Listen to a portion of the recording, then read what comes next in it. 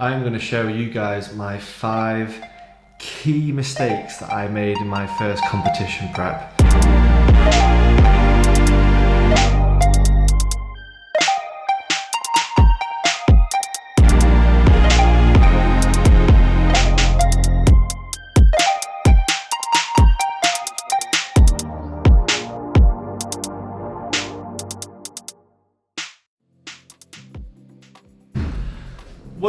What's up people?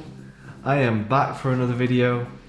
I am excited for this one because I have promised this in a previous video way back in my ugly truths about competing, and if you want to see the 5 ugly truths of competing that I did, it'll be right here. And within that video I started digging into the surface of post-show rebound and mental kind of approach to food and varying degrees of eating disorders and the mental struggle that you have with food and controlling your intake of it. So as a response to that video, I'm going to show you guys my 5 key mistakes that I made in my first competition prep. So just to recap you guys really quickly, I competed for the first time in July 2019. I was in the best shape of my life, but there was an ugly aftermath of that, and I gained, over the course of around about 4 months, I went from 185 pounds to 235 pounds. That is 50 pounds of weight gain. Boy, that escalated quickly. I mean, that really got out of hand fast.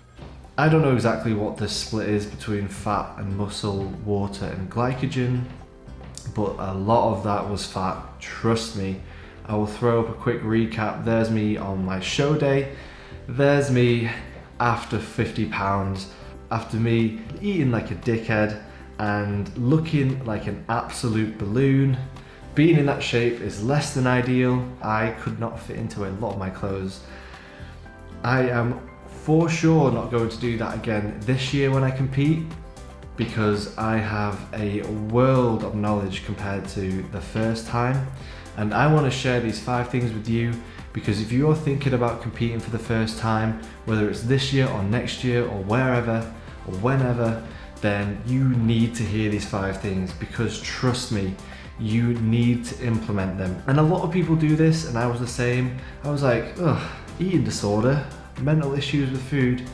Nah, it won't affect me. I've never had an issue with food in my life. I'm a very strong guy mentally. I'm very pragmatic. I don't let emotions take over me that easy. So I should just be fine with, you know, just winging it after the competition. This is great banter. It really is. How wrong I was. It was like I finished the competition, I took that first bite of cake, and it's just from that point onwards, the mental disorder, the eating disorder, the mental issues just went, bitch slapped me. Really hard, and I just could not stop, guys. It was bad. It's like I consciously knew what I was doing to myself, but I had no control over anything. It's hard to explain it until you have it. I'd have a bowl of oats, and then literally half an hour later, out of nowhere, I'd have had 6 bowls of oats. It's the craziest experience ever, and I would rather that you didn't experience that yourself. So I'm going to jump straight into this video. I'm going to go head first. I'm going to get stuck in, and I'm going to start off with my tip number 1. And the first mistake that I did: do not hoard food in your house. I did this too much. If you're prepping over Christmas, if you're prepping over Easter, if you're prepping over your birthday, anything like that that includes a lot of food, sweets and chocolate, and you get them as a gift, do not hoard them for after your competition.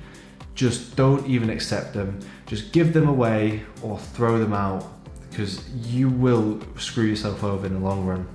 So for me, when I finished my competition in July, I had about 4 to 5 Easter eggs from Easter that I had saved up in my closet that I hadn't touched. I also had a few boxes of chocolates and sweets that I had acquired on my birthday that I hadn't eaten. I again just stored them away in my closet, thinking in the back of my head that I would reward myself after the competition. That wouldn't be an issue if it was 1 bar of chocolate. I'm talking about hoarding food. I'm talking about having thousands upon thousands of calories sat in your bedroom waiting for you to finish the competition, because that is a recipe for disaster.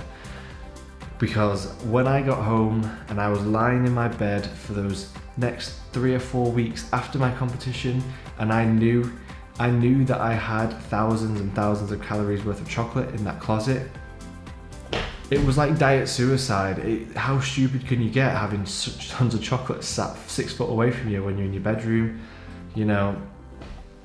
So I ate them all, and it was a bad decision. So do not hoard food. Reject that food, or give it away to someone else, or throw it in the bin. Trust me, you will thank me in the long run. Okay, tip number 2, guys. Now this is something that's quite hard to do, but you should try and avoid doing it if you can. And that is following religiously dozens upon dozens of Instagram pages or social media pages that are all about food. I'm going to throw up some examples of some pages that I followed on Instagram whilst I was prepping for my first competition, but I followed a lot of pages. When you're starving yourself for 12 to 16 weeks, and throughout that whole period, all you're doing is looking at Instagram pages that are showing pictures of foods that are severely unhealthy for you. But after doing that for weeks and weeks and weeks, you become programmed, and you almost write a hit list of all the things that you want to eat after your competition.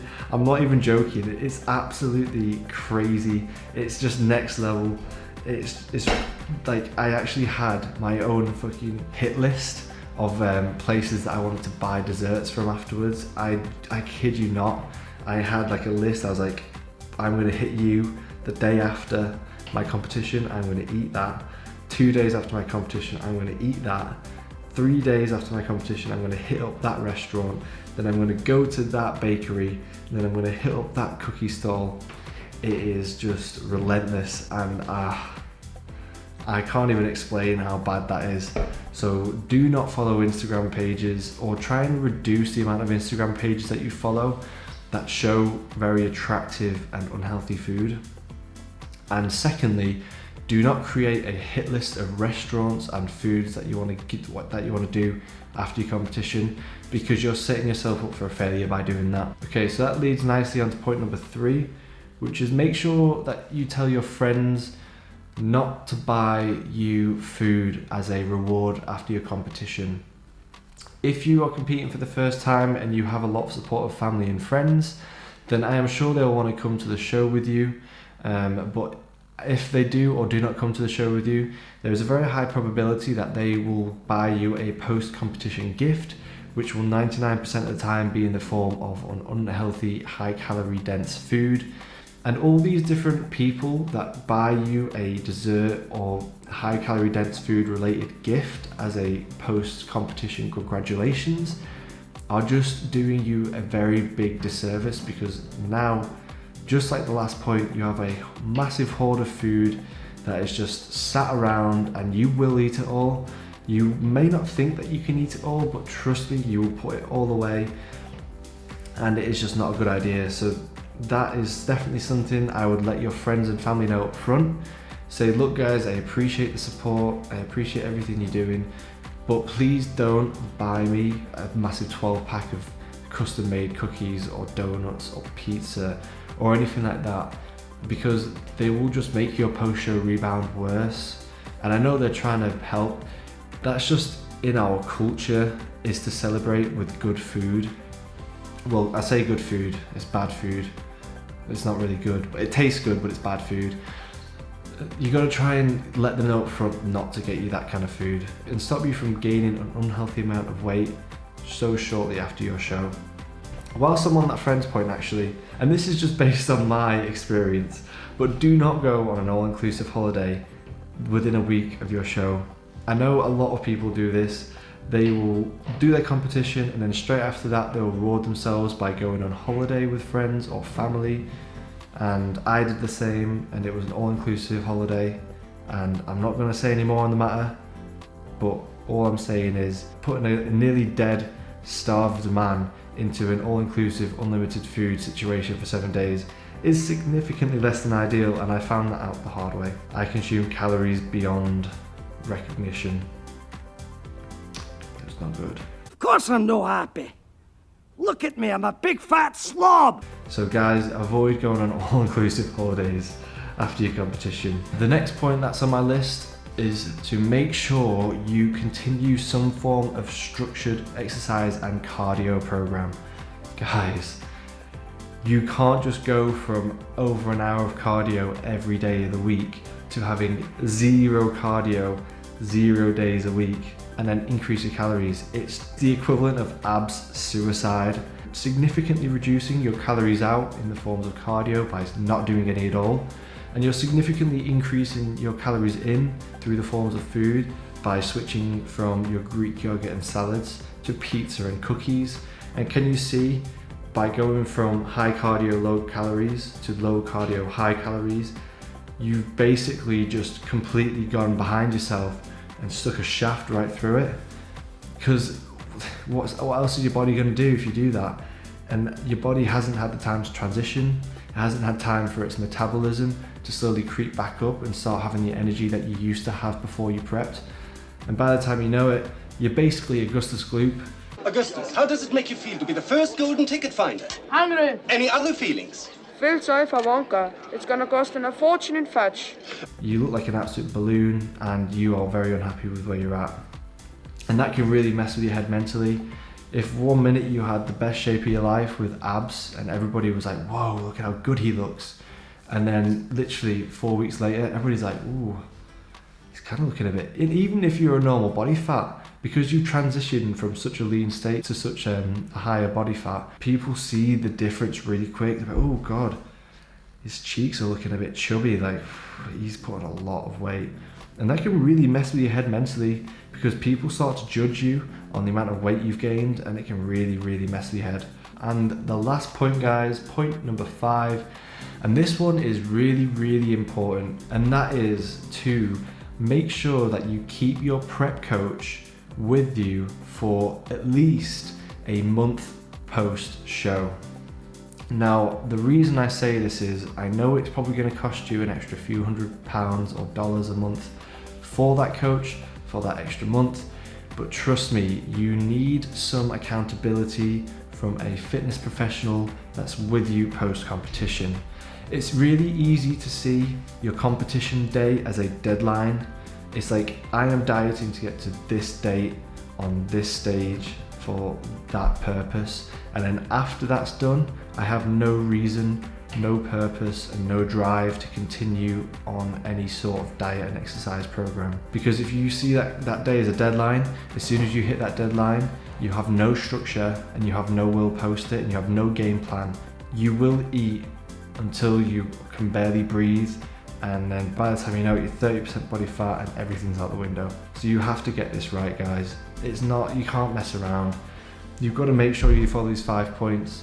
Don't be ignorant to the powers that food can have on you after a competition prep, because if you don't prepare for it, the food will take over your brain and you will pay the consequences. So those are the main things that I did wrong in my first prep, and these 5 things are the main 5 things I will change in my next prep that I'm doing right now to ensure that I don't rebound as hard as I did last time and don't let food affect me mentally as much as I did the first time. Now, there is something to say about the fact that you will just make mistakes on your first competition prep, because a lot of this is about learning and experience. So you will make some diet mistakes post-show, you will rebound a little bit.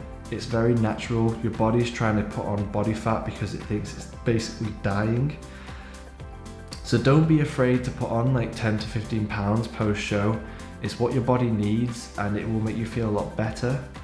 But just be careful and keep these 5 things in mind, and it will stop you from gaining a significantly unhealthy amount of weight in a very short period of time. But anyway guys, I hope you found this useful. If you think any of these 5 tips will help you in your next competition prep, whether it's your first or not, please give this video a like. It is a massive help for me. I really appreciate all the likes I do. It takes a long time to edit these videos and shoot them and plan them out in advance. If you want to see more competition prep videos in the future, I highly recommend you hit subscribe. I will be coming out with a lot more in the future as I get deeper into my current competition prep for my shows in October. And that will wrap up the video for today.